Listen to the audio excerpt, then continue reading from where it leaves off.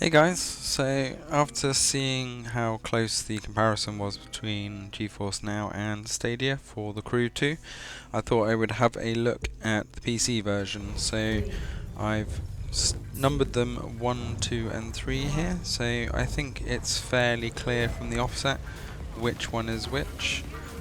I'm going to run some side by side with some air, and then we'll move into the boat section. I'll switch between 1, 2 and 3 so you get a full screen view of each one. What I have found out is that Stadia does not have 4K for the Crew 2, so that means that 1080 is at 60 frames per second is the best you're going to get. Same with Geforce Now, but obviously with Geforce Now you do get the Ultra options.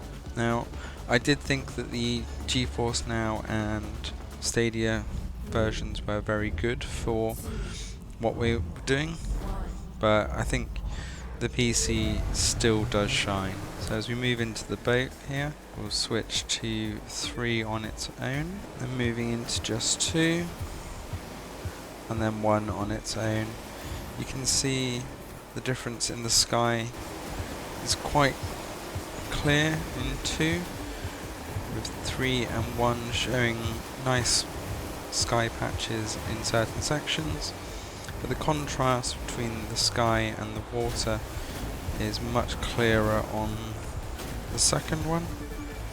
Seeing a lot more reflections in the water as well, and the detail on the boat. See the bridge there looks massively different on number 3 in comparison to 2 and 1. And then when we move into the cars, I think there is a very clear difference here between 1, 2 and 3. 1 and 3 are looking kind of almost cartoony compared to number 2. You can see that number 2 is very clear. It's got a good contrast between those light and dark spots. I'll just switch between them again, going from number 3 first. Full screen. Still looks very nice, the contrast's good and the lighting is good. And then number 2 is very clear all round. And then finally number 1 looks a little bit washed out but has got good detail. So here we have it. Probably guessed that the PC was in the middle, with Geforce Now on the left and Stadia on the right.